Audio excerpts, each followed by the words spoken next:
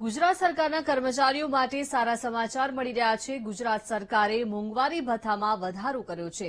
જુલાઈ 2023થી 4% મોંઘવારી ભથ્થામાં વધારો। વધારાનો 8 માસનો તફાવત એરિયર્સ 3 હપ્તામાં પગાર સાથે ચૂકવાશે।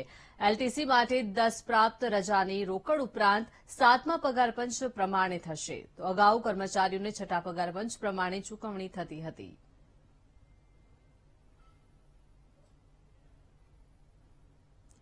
તો ગુજરાત સરકારના કર્મચારીઓ માટે આ સારા સમાચાર પ્રાપ્ત થઈ રહ્યા છે। ગુજરાત સરકારે મોંઘવારી ભથ્થામાં વધારો કર્યો છે। જુલાઈ 2023થી 4% મોંઘવારી ભથ્થામાં વધારો। વધારાનો 8 માસનો તફાવત એરિયર્સ 3 હપ્તામાં પગાર સાથે ચૂકવવામાં આવશે। તો એલટીસી માટે 10 પ્રાપ્ત રજાની રોકડ ઉપરાંત 7મા પગાર પંચ પ્રમાણે થશે। તો અગાઉ કર્મચારીઓને 6ઠા પગાર પંચ પ્રમાણે ચૂકવણી થતી હતી। તો સરકારે મોંઘવારી ભથ્થામાં વધારો કર્યો છે। 4%નો વધારો કરવામાં આવ્યો છે। જુલાઈ 2023થી 4% મોંઘવારી ભથ્થામાં વધારો। તો કર્મચારીઓ માટે આ સારા સમાચાર મળી રહ્યા છે।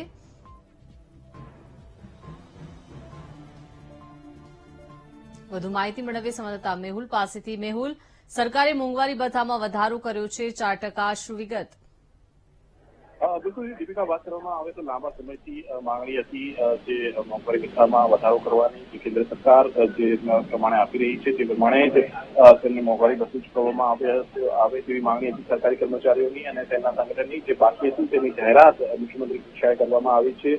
4% મોંઘવારી ભથ્થું જે છે તેમાં વધારો કરવામાં આવે છે। જુલાઈ 2023થી આ મોંઘવારી ભથ્થું જે છે તે લાગુ રહેશે। એટલે વધારાના 8 માસનો જે તફાવત છે તે તબક્કાવાર એરિયર્સથી ચૂકવવામાં આવશે। જે એરિયર્સ કઈ રીતે કયા પગારમાં ચૂકવવામાં આવશે તેની પણ જાહેરાત કરી દેવામાં આવી છે।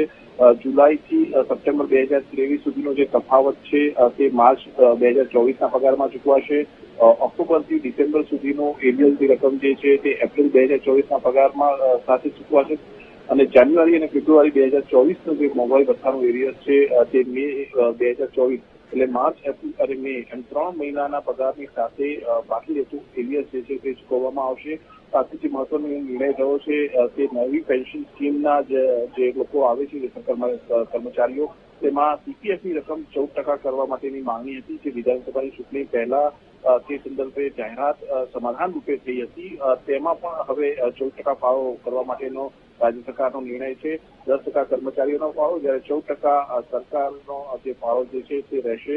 આ સિવાય એલટીસીની માટે 10 પ્રાપ્ત રજા જે છે તેનું રોકડમાં રૂપાંતર અત્યાર સુધી દીપિકા થતું હતું તે 6ઠા પગાર પંચ પ્રમાણે થતું હતું તે હવે 7મા પગાર પંચ પ્રમાણે કરવામાં આવશે તેવી જાહેરાત મુખ્યમંત્રી કક્ષાએ કરવામાં આવી છે। જી આભાર મેહુલ સમગ્ર વિગત આપવા બદલ।